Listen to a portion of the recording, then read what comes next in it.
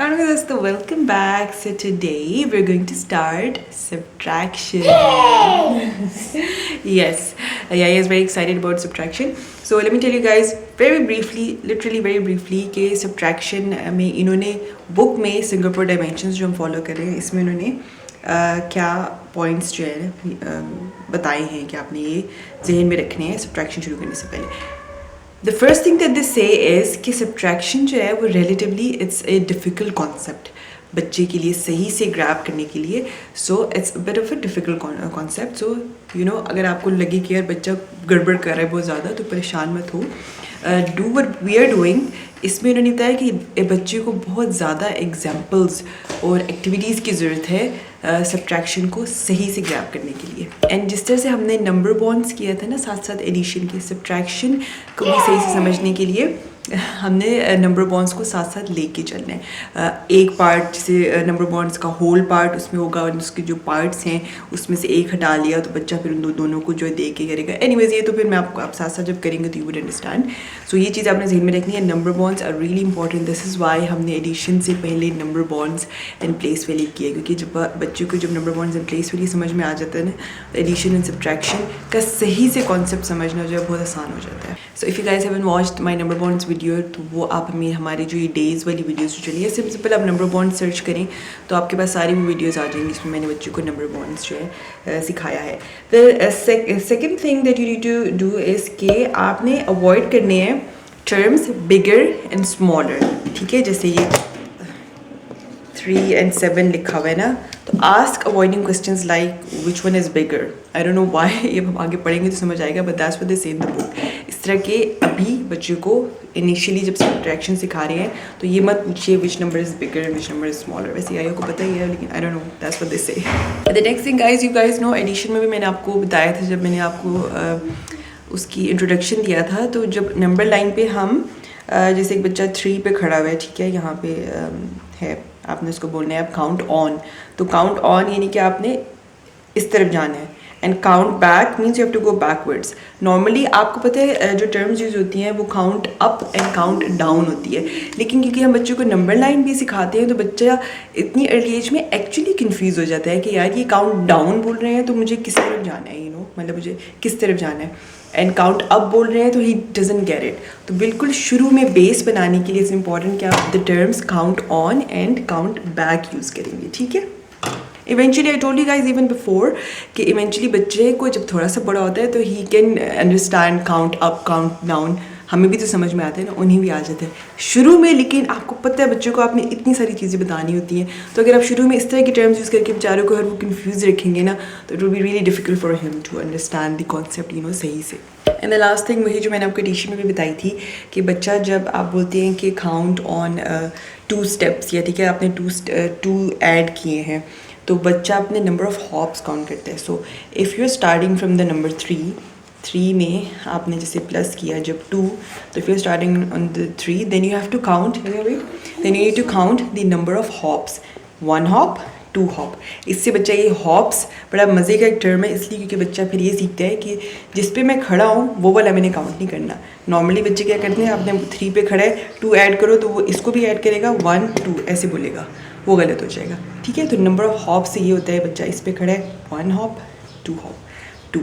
इसी तरह फिर माइनस में भी फिर हम नंबर ऑफ हॉप्स यूज़ करेंगे. ठीक है, काउंट बैक करना है तो नंबर ऑफ हॉप्स काउंट करें. ठीक है गाइस, ये एक्सप्लेनेशन होगी. अब हम जो पहली एक्टिविटी है, मैंने कहा चलो मैं आपको ये भी दिखा देती हूँ बुक में उन्होंने क्या, इसको जो पहली एक्टिविटी थी उसको चैप्टर ओपनर बोलते हैं. उसमें जो है बच्चे से आप कुछ लिखवाते होते कुछ भी नहीं है, सिर्फ आपसे एक्टिविटीज़ करवाते हैं. तो इसमें यू गाइस नो मैंने आपके साथ पहले खुद पिक्चर्स ड्रॉ करके शेयर की है, लेकिन अब मैं मुझे नहीं बना पा रही. बट अगर आप इससे थोड़ा सा आइडिया ले लें तो इस तरह की कोई पिक्चर एक्चुअली आप खुद भी बना सकते हैं. It's not very difficult. So you guys can see from here. Quickly सी रफ सी गंदी बंदी सी बना दें, बच्चों को कोई फ़र्क नहीं पड़ता कि आपकी ड्राइंग कैसी है. I hope you guys can सी. ठीक है, तो ये वाली है. इसमें फिर आपने बेसिकली इन्होंने जो बताया है कि आपने बच्चे को बोलना है कि इसको ऑब्जर्व करो एंड देन मुझे बताओ कि व्हाट कैन यू सी, जिस तरह हम पहले कहते थे. सो फॉर एग्जाम्पल बच्चे भाई हमें बोलेगा कि there are 3 girls and there are 2 boys, तो टोटल देयर आर 5 फ्रेंड्स. ठीक है, या फिर बच्चा ये बोल सकता है कि there are 5 friends and 2 friends are leaving. ठीक है, ये दोनों they are leaving. And the next one is कि देयर 6 फ्लावर्स हैं टोटल, 4 यहाँ पे 2 इधर, 4 जो है वो they are on the ground, ठीक है, in the ground, and 2 flowers जो है वो एलेक्स ने इज़ होल्डिंग 2 फ्लावर्स, जो भी एक बॉय है उसने 2 फ्लावर्स पकड़े हुए हैं। इसी तरह से there 5 ducks in total, 2 swim कर रही हैं and 1 is flying away. It's very important, आप देख रही हैं कि कैसे तीनों में देयर कुछ जो पार्ट्स हैं वो देयर लीविंग, ठीक है। अच्छा, इस तरह से ये हो गया रिफ्रेश टू बिगिन विद। अच्छा, अब इन्होंने जो थे ये तो आपने देखा, मैंने किस तरह सबको बताया। अब आपने बच्चों को ये बोलना है कि ट्राई टू इंकरेज करें कि वो इस तरह से बोले, पहले होल पार्ट बोले देन उसके पार्ट्स का बताएं। फॉर एग्जांपल ये फ्रेंड्स हैं तो पहले होल पार्ट है कि देयर आर 5 फ्रेंड्स, ये होल पार्ट है। अब उसमें फिर आगे बताया कि 3 are sitting and 2 are leaving, ठीक है, या फिर 3 are girls and 2 are boys who are leaving. इसी तरह से फ्लावर्स में भी देयर आर 6 फ्लावर्स, ठीक है, इस तरह से आपने बोलना है 4 are in the ground and 2 one of the boy is holding 2 of them, ठीक है। एंड डक्स में भी total 5 ducks, there are 5 ducks, whole part पहले, 4 are swimming and 1 is flying away, ठीक है। ये बस हो गया, आपने इसमें से देख के इसकी डिस्कशन कर ली। अब आप बच्चों को पेपर पेंसिल या मार्कर वगैरह, पेपर पेंसिल कलर्स के साथ दे दें, ठीक है, पेपर दे दें, कलर पेंसिल्स दे दें। अब यू टेल हिम कि इस तरह से अब आप कोई स्टोरी बनाओ, कुछ भी हो सकता है, उसमें बॉयज़ भी बच्चा बना सकते हैं, उसका दिल चाह रहा है, या यहाँ पे इन्होंने क्या दिया हुआ है, लीव्स वगैरह बना सकते हैं। किसी ने पत्ते पकड़े हुए हैं, कुछ पत्ते जो हैं लगे हुए हैं नीचे ज़मीन पर, ठीक है, और कुछ प्लग्ड हुए हुए हैं, कोई किसी लेके जा रहे हैं या उड़ रहे हैं हवा में।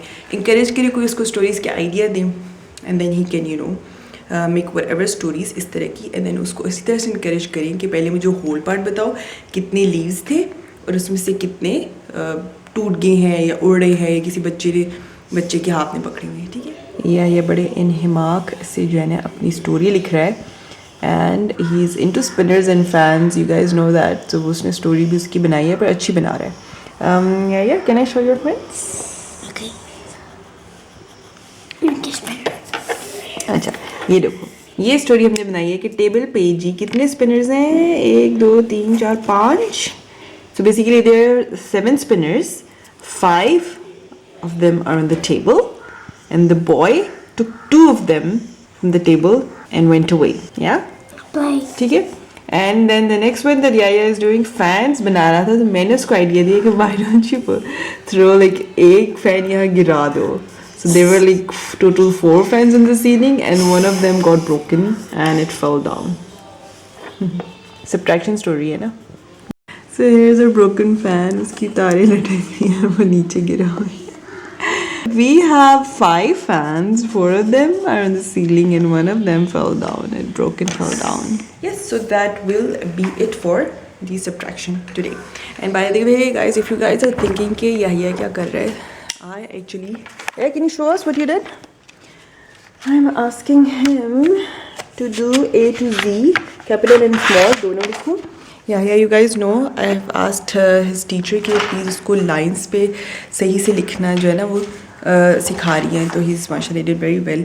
एंड उसकी वजह ये कि इसका अभी जो है मार्च के एंड में ही एग्ज़ाम जो प्लेसमेंट टेस्ट होना है, एंट्री टेस्ट बेसिकली, इसको प्रेप में इंशाल्लाह मैंने कराना है। प्रेप इज़ किंडरगार्टन बेसिकली, जो ग्रेड 1 से पहले की होती है।